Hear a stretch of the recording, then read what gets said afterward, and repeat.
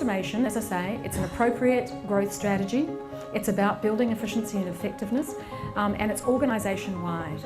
And you have to get people involved and committed. So we can't just go around telling people. We've got to ask and we've got to listen, which is why we've asked you to come and help us with this work. It does require that we rethink everything along the way. And it's about just having in the back of your mind, why are we doing it this way?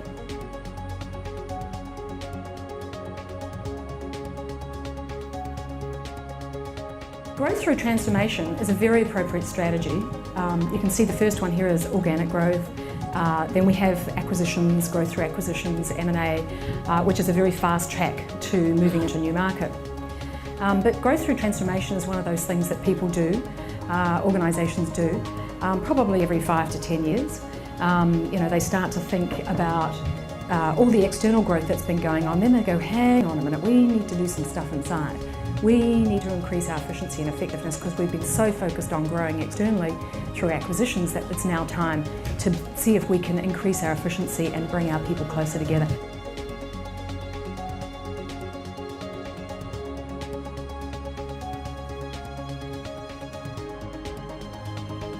It's a very, very important fundamental part of your business, just like it is all the cultures that we have, different country cultures. And Australian culture, New Zealand culture, Canadian culture, Brazilian culture, the UK culture, they're all very different.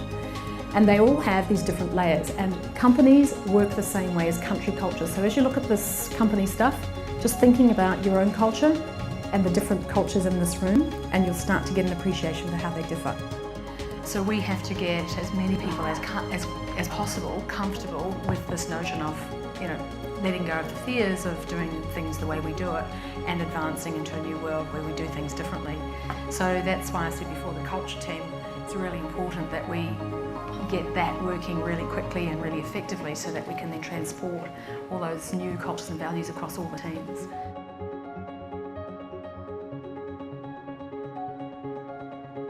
You have to fit in, or you feel uncomfortable, and after a while you fit out. How many people have lived in a foreign country and felt that? Exactly. I lived in Singapore and I felt the culture there was easier for me to assimilate into than the culture in the UK. Why? Because in the UK they think, well, you're from the Antipodes, you're just one of us. But it's not like that, it's very different. Whereas in Singapore, they import foreigners, Western foreigners, to bring in knowledge so they acknowledge the difference. So it's easier. And the last area, of course, is the people. Looking at the culture, the people, the training, the systems, the development, the motivation, the leadership, the management, and all of that, which is already being done to a degree, but we will look at what's happening there in line with the changes that you're trying to make. So by designing the programs to run across the businesses, led by people in the businesses, being able to touch people at every level, it has a much greater success rate because you get straight to the people. And the other reason that it is very appropriate in your situation is because you have so many subcultures. And this is the only way to cut across that and to try and bring this single culture. You want to go global, you have to have a single culture. You can't continue with this because a lot of the issues that you have, the growing pains that you have, are there because of the growth speed and the number of different styles you have. We saw in the life cycle there, but lots of different life cycles, lots of different cultures, lots of different businesses, and that's fractious and it creates divisiveness. So what we have to do is cut across so that you bring in the best of everything and reduce the efficiency, and you become a much more powerful force. What happens in life cycles is we have this, it's a bit like the share market, it goes up, down, but overall it's a journey upwards. Really great 3 days, and I'm feeling exhausted but very excited. I'm just reading the post-it notes that everybody wrote this morning about how they're feeling. And a lot of people are saying they're feeling really tired and a bit hungover and a bit exhausted, but very excited and very enthusiastic and motivated. And I think we've achieved our objectives. We'll find out later on, but it seems at first sight that the conference has been very well received and people are ready to go for it.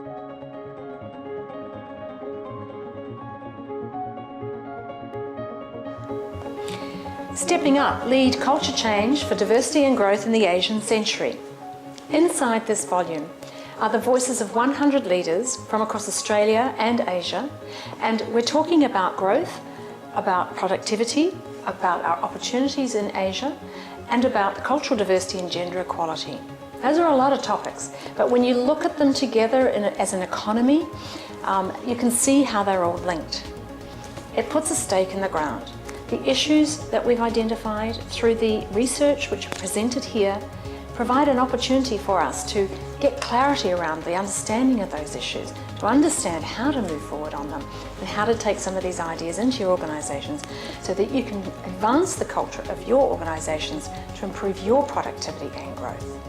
The aim here is to understand what it is in our culture that creates the diversity profile of the nation that we have, and how that diversity profile can limit our productivity. If we were to remove the barriers and allow Australia to become a more diverse society so that we have both genders and all cultures represented at the top of our organisations, at the top of our societies and at the top of our political parties, then we're going to be in a much stronger position to enable our workforces and prepare them to grow across Asia as the 21st century progresses. The opportunity for leaders of organisations is to take the ideas presented in this book, understand the issues, use the frameworks for leading culture change in your organisations and across your communities and society that you live in, and try and advance the cultures that are important to you achieving your objectives. And when I say cultures, I mean your own values and cultures, those of the communities you live in, the organisations you work for, and the sports clubs you belong to. All of those cultures can clash and collide, or they can be aligned to take you, your organisation, and this nation to where you all want to go. So the opportunity for us is to get in, run some book circles, have the conversation, transfer the knowledge from here into your organisations, and move forward in the 21st century. There are 4 categories of information presented in the Stepping Up. The first is about Asia and how well we are prepared as a workforce to advance into Asia and take advantage of the enormous growth that is there. The second category is about Australia's culture. What are the assumptions and values at the bottom of our culture that drive our behaviour, and are they still appropriate for the future? The third category is cultural diversity. We may be an enormously multicultural society, but is that diversity reflected at the top of our organisations, and business and society and politics? And the last category is gender equality. After decades of women and men trying to remove the barriers to allow women to participate in society and in business in the same pace and the same rate and to ascend to the same levels as men, it still isn't happening to the same degree, and both women and men are very challenged by this and looking for ways to remove the barriers that still are embedded in our society. Beyond the issues represented in Stepping Up are some frameworks for change. It's about culture change.